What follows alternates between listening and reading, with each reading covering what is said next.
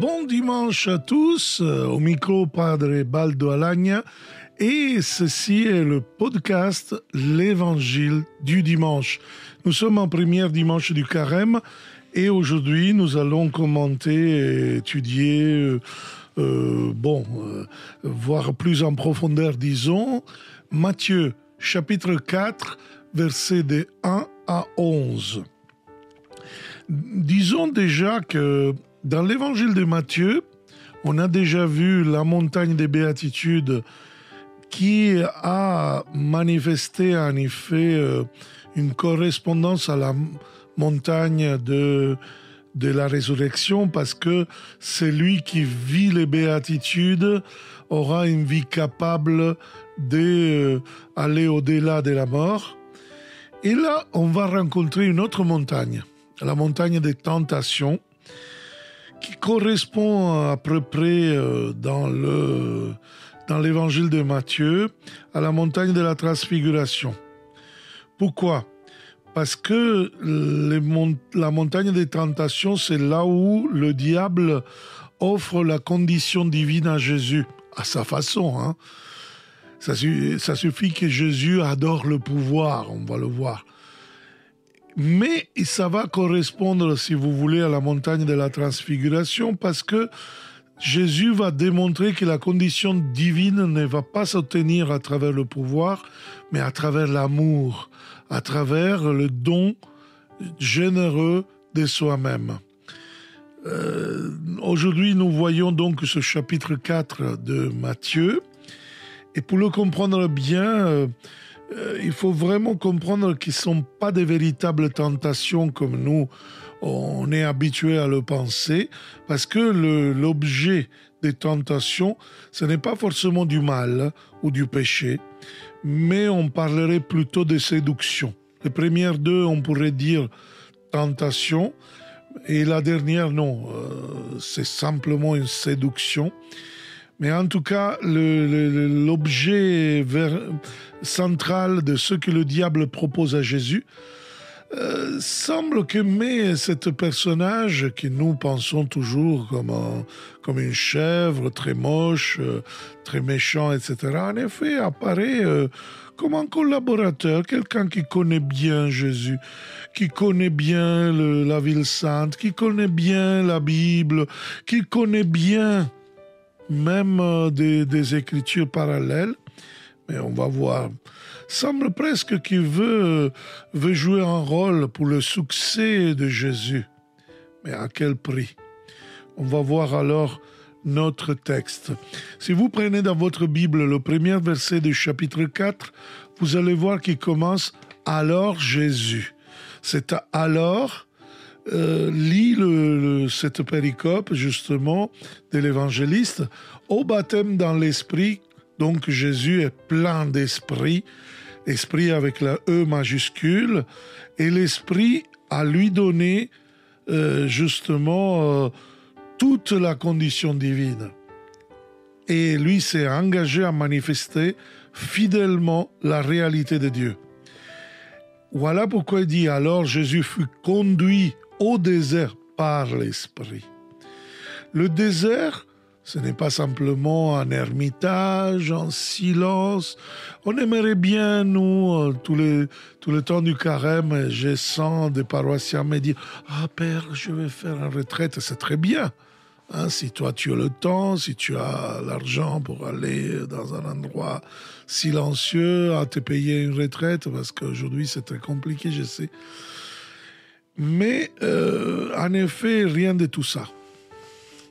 Dans cet évangile, bien sûr, le mot eremos va nous faire rappeler au temps moderne, au ermitage, monastère, etc. Mais en effet, à l'homme biblique du temps de Jésus, rappelle plutôt l'Exode, le cheminement du peuple dans le désert, dans la libération de l'Égypte, rappelle la période d'épreuve qui a reçu l'Israël, le peuple qui va prendre toute la négativité religieuse des païens, de l'idolâtrie, le lieu où en effet il rappelle le lieu du pouvoir où les bandits, les criminels, ils vont se réunir pour attaquer Jérusalem. Donc, qui voulait le pouvoir de Jérusalem. Donc, l'esprit, il le conduit dans le désert. Attention bien, il nous dit pour être tenté par le diable. Or, être tenté, on le comprend bien, mais diable, le mot diable, diabolos, le diviseur, c'est lui qui divise en deux. En effet, on ne le trouve pas dans d'autres passages de Matthieu, simplement dans cet évangile au chapitre 4. Dans le chapitre 4 de Matthieu seulement, dans tout l'évangile. Donc, si vous voulez, veut dire ce qu'il veut dire, le diviseur. Nous savons bien que le mot discernement veut dire diviser le bien du mal. Pourrait être la même chose, pourrait être un synonyme, on va voir. En tout cas, ce n'est pas du tout ça, mais le diviseur, c'est lui qui divise, c'est lui qui confond en effet, littéralement, on pourrait dire. Donc, après avoir jeûné 40 jours et 40 nuits, il a faim. Vous direz, c'est une banalité. C'est normal, après 40 jours, 40 nuits. Et pourquoi 40 jours et 40 nuits? C'est très intéressant. Au temps de Jésus, les Juifs faisaient beaucoup de jeûnes religieux. C'est un peu comme le ramadan de nos frères musulmans. C'est un jeûne religieux. C'est-à-dire, je fais du jeûne le jour, et après, de l'aube jusqu'à arriver au coucher du soleil. Mais à la nuit, je prends les forces. En effet, non. Là, c'est vraiment un jeûne complet, jour et nuit. 40 indique une génération. Le mot 40, c'est toute une génération. Les 40 ans dans le désert. C'est vraiment l'époque d'un peuple qui n'est pas rentré en Terre Sainte. Il est mort dans le désert à cause des séductions du désert. Donc, il veut nous faire comprendre quelque chose. Attention, ce que je suis en train de présenter, c'est comme si c'est un escamotage littéraire de Matthieu qui nous dit ce que je suis en train de vous présenter, ce n'est pas une période limitée de la vie de Jésus, mais toute l'existence de Jésus, l'existence prophétique de Jésus, qui est continuellement pris de séductions diaboliques, pas simplement du diable, mais aussi de quelqu'un d'autre, on va voir. Et important que l'évangéliste souligne que le jeûne est 40 jours, 40 nuits, je vous disais, donc comme preuve de force. Donc l'évangéliste veut montrer que Jésus est le même supérieur à Élie. Parce qu'en effet, Élie ne mangeait pas ni jour ni nuit après l'intimidation de Jézabel. Et c'est là qu'il va arrêter son ministère, dans la dépression proverbiale d'Élie. Jésus, non. Il va jusqu'au bout, il va avoir la force de l'autorité devant les séductions du diable. Et il va arriver jusqu'à la mort pour détruire la mort. Donc vous voyez les montagnes là, dont je vous ai parlé, la montagne des béatitudes, de la résurrection, des tentations et de la transfiguration. Et supérieur même à Moïse, parce que Moïse a jeûné 40 jours et 40 nuits, et il n'est pas rentré dans la terre promise, non plus lui. Vous voyez, nous dit justement l'évangéliste, le tentateur s'approcha de lui et lui dit, sous les vêtements du diable, nous voyons quelqu'un qui ce n'est pas quelqu'un qui met en doute à Jésus dans la tête. Non, ce n'est pas du tout ça. Nous voyons vraiment si tu es fils de Dieu. En effet, je préfère une autre type de traduction. Du moment que tu es fils de Dieu. Il va vraiment proclamer qu'il est fils de Dieu. Donc, soit cohérent avec ce que tu es. C'est un peu ça la phrase. Ce n'est pas un doute qu'il met si tu es fils de Dieu. Non, ce n'est pas une provocation. Il l'invite, c'est-à-dire à traduire mieux pour comprendre mieux. Il est vraiment charmant plutôt. Il est vraiment quelqu'un qui va dans le sens du poil, on pourrait dire. Voilà. Du moment que tu es fils de Dieu, c'est-à-dire tu es le fils de Dieu, alors manifeste ton pouvoir. Donc, parce que ceci est l'opposition qu'il y a dans l'Évangile. Pendant Dieu est amour qui se manifeste dans le service, le diable est le pouvoir qui se manifeste dans la domination, dans l'intimidation. Et justement, voilà l'esprit de Jézabel que vous trouvez dans tout l'Ancien Testament, avec les 3 caractéristiques de domination, manipulation, après de séduction et enfin de intimidation pour bloquer les rêves, pour bloquer le cheminement. Voilà, c'est le diable lui-même. Et alors, vu que tu es le Fils de Dieu, ordonne que ces pierres deviennent des pains. C'est très intéressant.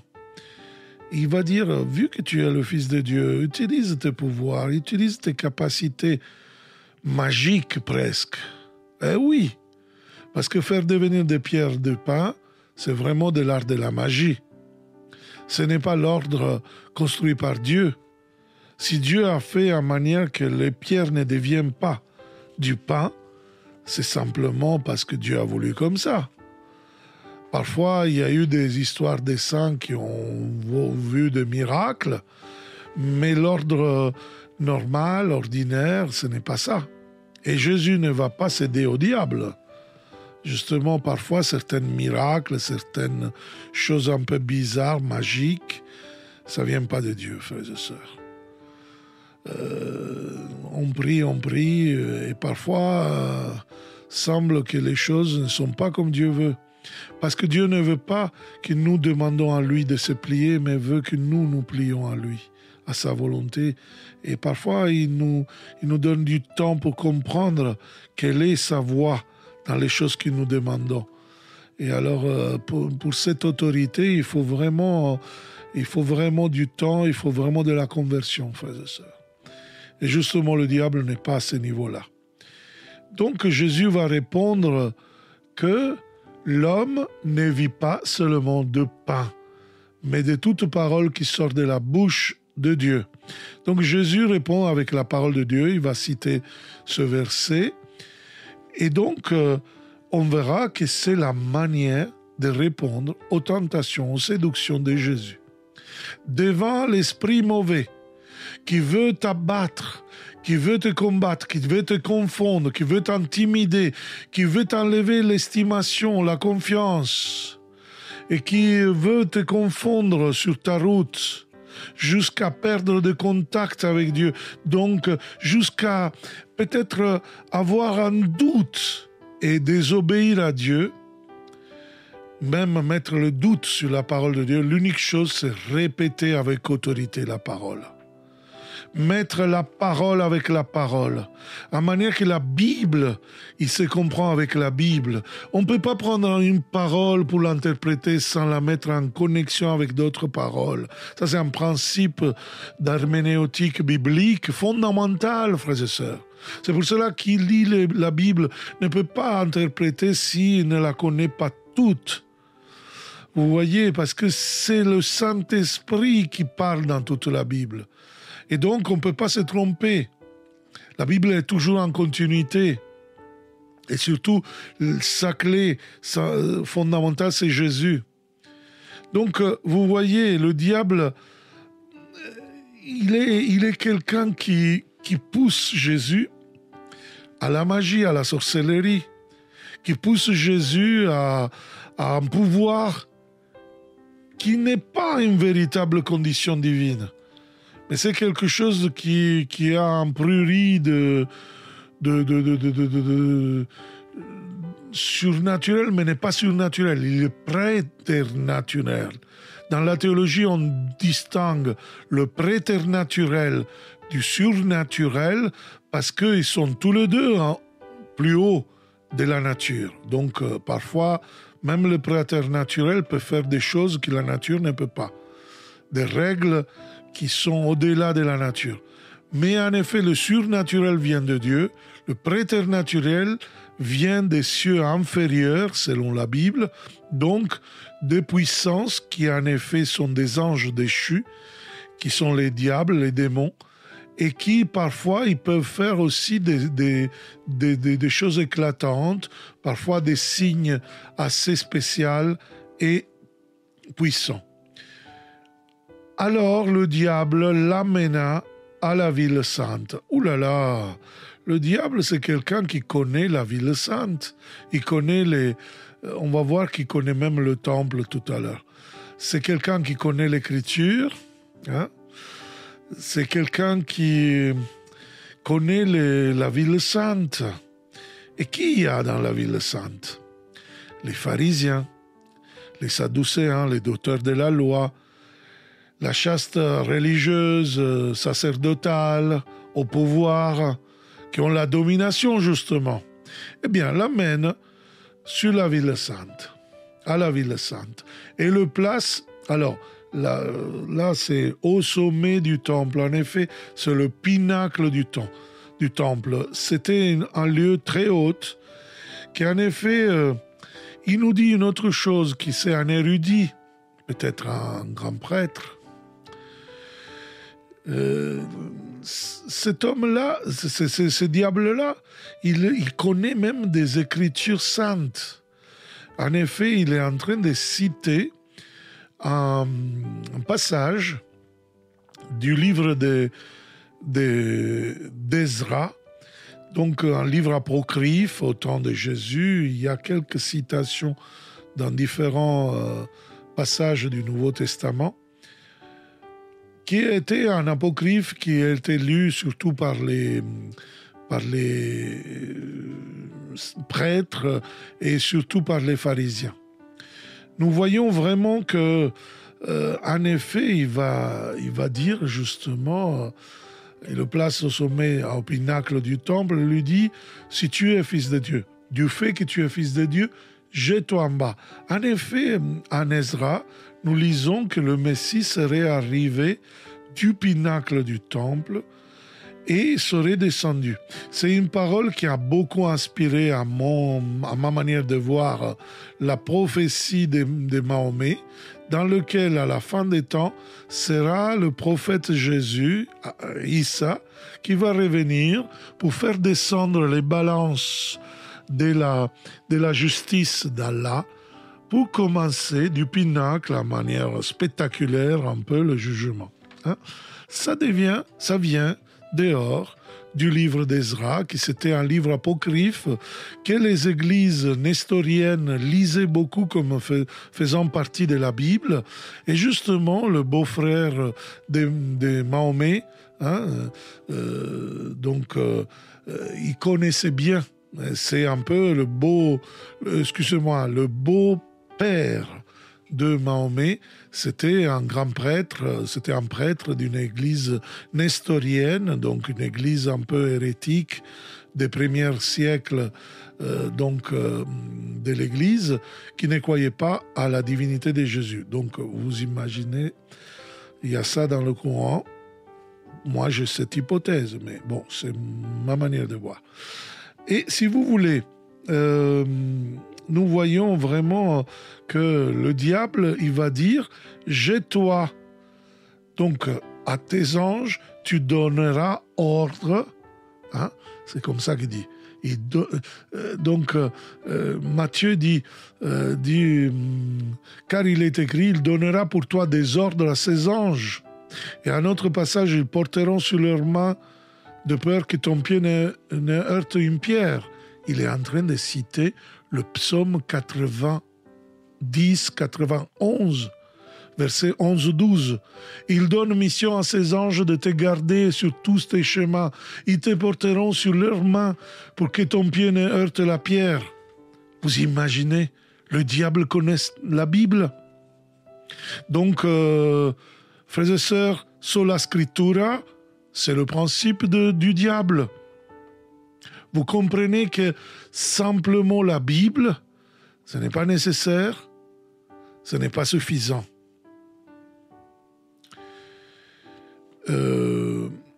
C'est important, vous voyez. Jésus va répondre avec une autre parole pour comprendre mieux ce passage. Au mieux, répondre à la séduction. Regardez ce qu'il va répondre Jésus. Jésus va dire, justement, déclara, il est encore écrit, tu ne mettras à l'épreuve le Seigneur ton Dieu. Vous voyez, je ne suis pas là pour faire un acte magique, pour faire un truc super puissant.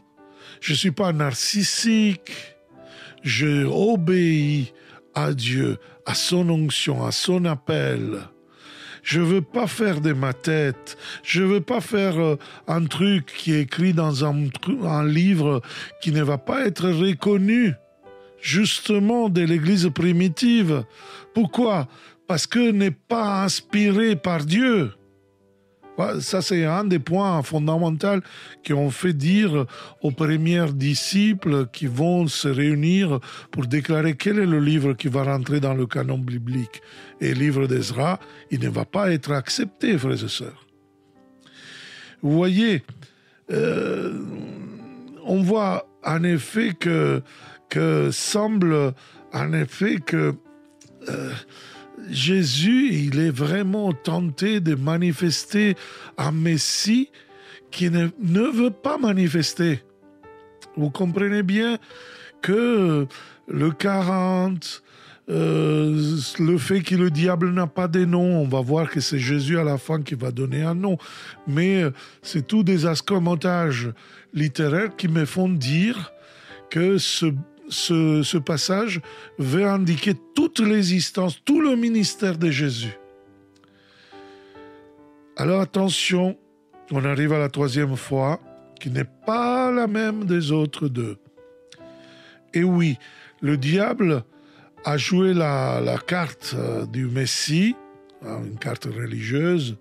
Maintenant, c'est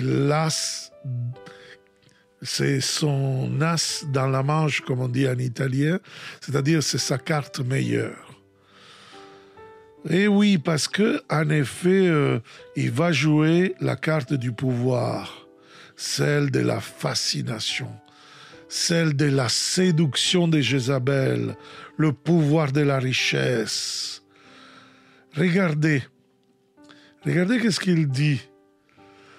Malheureusement, dans notre traduction, on ne voit pas en effet cette troisième fois qui est un peu spéciale, même dans l'introduction du grec, parce que, vous voyez, la troisième fois, donc il ne va pas dire alors, non, ce n'est pas simplement une conséquence, à nouveau ou alors.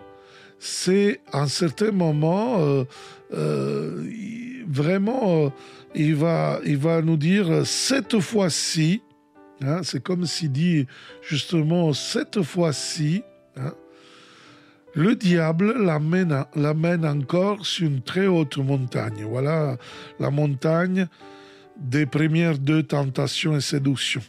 Hein. La montagne de la séduction du diable, où il va jouer complètement son jeu et où il offre la condition divine.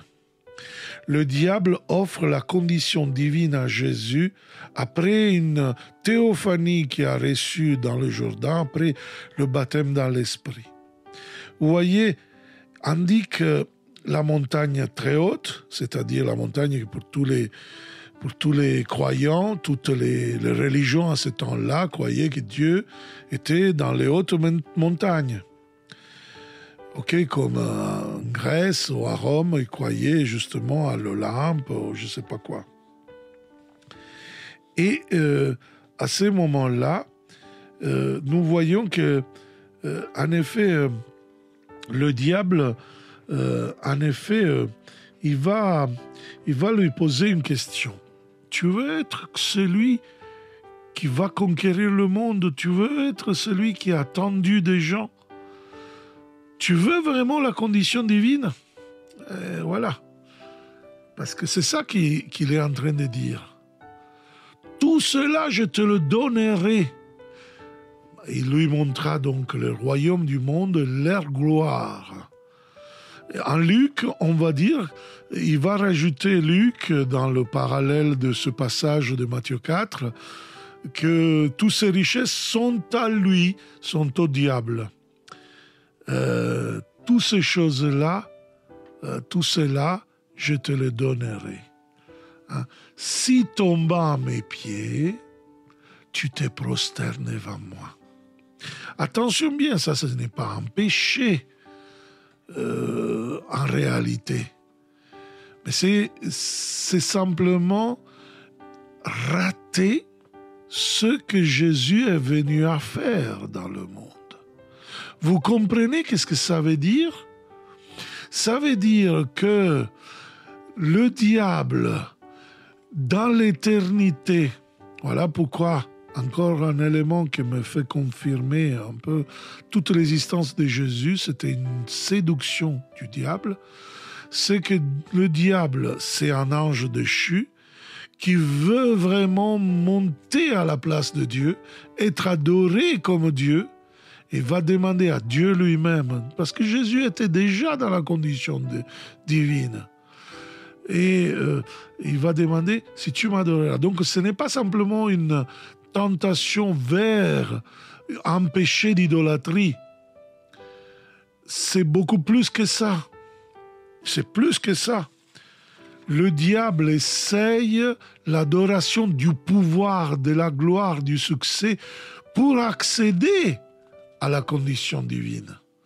Donc, c'est-à-dire, c'est quelque chose qui ne peut pas être accepté par Jésus. Jésus va répondre avec autorité et il va répéter les mêmes phrases qu'il va dire au premier pape. Derrière moi, Satan. Derrière moi, Satan. Alors, c'est pour cela qu'ils ont dit dans Matthieu 6, arrière, Satan, arrière. Et pas va en arrière. Mais le mot est le même. Va derrière moi. Dans le sens, pas qu'il soit mon disciple, mais que, en effet, il veut dire, c'est moi Dieu. C'est pas toi. C'est l'autorité. Il va pas se faire avoir, Jésus. Car il est écrit, c'est le Seigneur ton Dieu que tu adoreras. À lui seul, tu rendras un culte d'adoration. Donc vous voyez, l'idolâtrie, ce n'est pas un petit péché dans ce cas-là. C'est vraiment arrêter le fait d'être. Parce que Jésus est le Messie dans sa personne unique. Il y a les deux natures, il y a les deux volontés, nature humaine, nature divine. Donc vous voyez, Jésus, et c'est pour cela qu'il est le premier-né parmi les morts, parce qu'il va mettre ensemble justement les montagnes, et il ne va pas accepter la montagne des tentations, il la transformera en une montagne de transfiguration, c'est-à-dire la montagne dans laquelle ce ne sont pas le pouvoir, la gloire, le succès à faire de nous des hommes, des héros. Dieu n'a pas besoin d'héros, des types forts, des types qui vont être en cohérent avec l'évangile, mais ceux qui vont accepter les béatitudes, ceux qui vont suivre Jésus et qui vont adorer Dieu seul. Voilà ce qui est en train de nous prêcher cet évangile. Et c'est merveilleux de commencer le carême avec ça, parce qu'en effet, nous pouvons vraiment nous prendre notre rôle, un engagement justement dans le combat spirituel qui n'est pas voué pour batailler l'esprit mauvais. Nous, on n'est pas là pour combattre Satan. Nous, on est là pour gagner avec Jésus, à la suite de Jésus, dans l'autorité de Jésus. Vous voyez pourquoi Jésus répond avec la parole de Dieu? Pour nous donner un exemple, la parole de Dieu, c'est vraiment l'arme, dit Saint Paul en Éphésiens 6, 17, justement le glaive pour arrêter les dards enflammés de Satan. Satan, c'est ce mot qui veut dire accusateur. Justement, c'est une accusation, c'est quelque chose qui te confonde. C'est un peu l'expérience de beaucoup de prophètes de l'Ancien Testament, notamment Élie, je vous disais, dans l'accusation de Jézabel, qui dans sa séduction, dans son autorité, il va faire tomber dans la dépression. Et donc Dieu doit demander à notre prophète, à notre roi, de pouvoir arrêter Jézabel. Ce n'est pas comme ça en Jésus. En Jésus, il va nous donner l'autorité, l'exousia, pour arrêter Satan, pour arrêter parce que, en effet, Satan, il est une créature, il ne peut pas donner la condition divine. Et c'est dans l'Esprit Saint que nous recevons cette condition divine. Voilà. Et pourtant, vous dites, frères et sœurs, et pourquoi alors je me sens intimidé? Pourquoi je me sens confondu? Pourquoi je me sens complètement triste en ce moment d'église, dans la crise? Pourquoi Dieu ne vient pas? Pourquoi Dieu ne fait plus de miracles? Pourquoi? Déjà, arrête de dire pourquoi? Regarde tous les réveils qui sont en train d'arriver, Asbury, l'Ouganda, Uganda for Jesus, les Philippines, en Angleterre, il y a beaucoup d'endroits où beaucoup de jeunes se réunissent, reçoivent beaucoup l'onction de la louange, la véritable louange adoration, qui va vraiment faire éloigner Satan. Et c'est pour cela qu'à un certain moment, Satan, alors le diable le quitte. C'est vraiment là quand toi tu joues l'autorité qui te donne la parole de Dieu, qui te donne la présence du feu du Saint-Esprit, que le diable te quitte, et c'est là que les anges s'approchent. Les anges sont les collaborateurs, sont vraiment les serviteurs du Messie, de Jésus, qui vont servir Jésus, qui vont aider Jésus dans son ministère.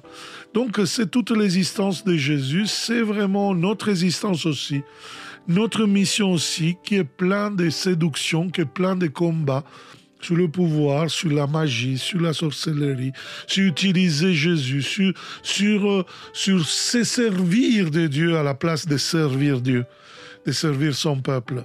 Et Seigneur, donne-nous d'être toujours plus fidèles à toi.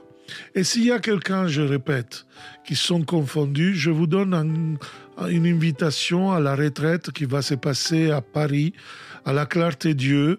C'est une maison franciscaine dans le 91 en Île-de-France, donc au sud de Paris.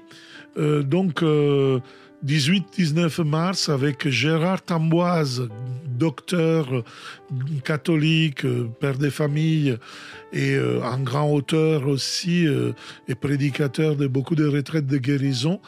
Béatrice Grosjean, mère de famille aussi, qui est passée aussi dans l'intimidation, violence, etc. Il va nous témoigner de comment Dieu l'a guéri.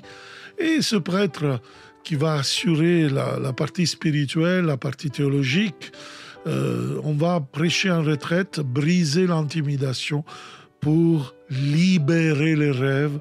Et je vous attends, même si vous êtes blessé, vous êtes passé des abus, des violences, des choses pénibles, même dans l'église, dans la famille, dans votre travail, dans vos relations.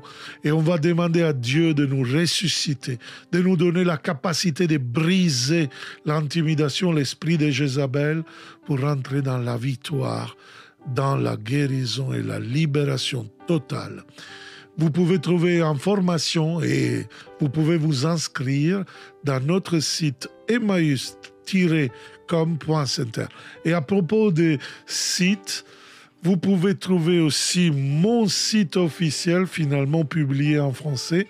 Donc vous le trouvez aussi parmi les liens, les menus de Emmaüs.com, le site de Père Baldo Alagna. En effet, c'est un peu long, Baldo Alagna tout attaché, .emmaüs. sans dièse, -com.center. Mais trouvez cela dans le site d'Emmaüs.com et vous trouverez ces mêmes podcasts dans un menu, justement l'évangile du dimanche, comme d'autres choses, d'autres formations, d'autres prédications. Vous pouvez me contacter, me donner vos intentions de prière et même vous pouvez me donner des intentions de messe si vous voulez bien. Et même, je dirais, si vous voulez bien aussi m'inviter à vos missions, vos conférences, événements, retraites, prédications, etc. Il y a tous les modules pour demander ça et on va vous répondre bientôt. Merci beaucoup avec ce podcast, l'Évangile du dimanche, c'est tout. Je vous donne rendez-vous à dimanche prochain. Bon dimanche et ciao.